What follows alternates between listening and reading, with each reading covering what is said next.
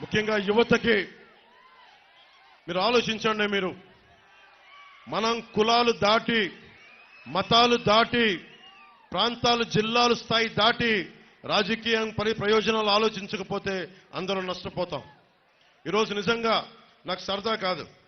ఇందాక పెద్దలు చంద్రబాబు గారు చెప్తున్నట్టుగా నేను వస్తే నా కులం నాయకుల చేత తిట్టిస్తారు, బీసీ నాయకుల చేత తిట్టిస్తారు, ఎస్సీ నాయకుల చేత తిట్టిస్తారు. అందరూ ఎస్సీ నాయకులు తిట్టట్లా, అందరూ బీసీ నాయకులు తిట్టట్లా, అందరూ కాపు నాయకులు తిట్టట్లా. ఒకళ్ళో ఇద్దరు ఉన్నా నేను కాదంటలా. కానీ ఇవన్నీ నేను ఎందుకు పడుతున్నానంటే మా అక్క చెల్లెళ్ళు కన్నీళ్లు తుడవటానికి, మా యువతకి ఉపాధి అవకాశాలు రావడానికి. ముఖ్యంగా చూడండి, ఎస్సీ నియోజకవర్గాల్లో నేను లండన్లో అంబేద్కర్ భవన్కి వెళ్ళాను. వెళ్తే ఆయన గొప్పగా ఫొటోస్ ఉంటాయి. ఆయన పేరు మీద చంద్రబాబు నాయుడు గారు అంబేద్కర్ విదేశీ విద్యా పథకం చేస్తే, విధానాన్ని తీసుకొస్తే అవి తీసేసి జగనన్న విదేశీ విద్యా పథకం అని చెప్పి దానికి కూడా డబ్బులు ఇవ్వలేదు.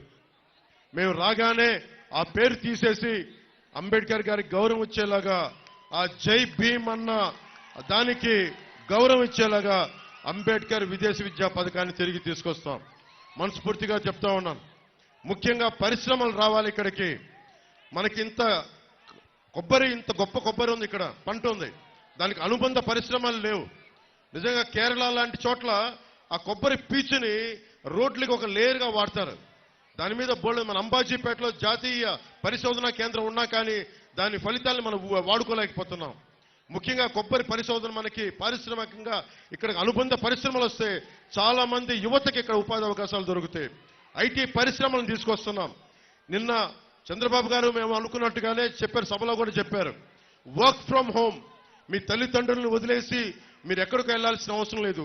ఇక్కడ మన పీ గన్నవరంలోనే ఉండి, మన ఇళ్లలోనే ఉండి మీరు విదేశ మార్గం సంపాదించుకునేలాగా, మీకు జీతాలు వచ్చేలాగా ఆ పరిస్థితిని మేము తీసుకొస్తాం. అలాగే నేను కోరుకుంటుంది కూడా, నేను నా కోసం చేయట్లేదు ఇదంతా. నేను సినిమాలు చేస్తే నేను కోట్లు సంపాదించుకునే జీవితం నాది. ఈ రోజున ప్రతి అడ్డమైన వ్యక్తి నన్ను తిడతా ఉంటే నేను భరిస్తా ఉన్నాను.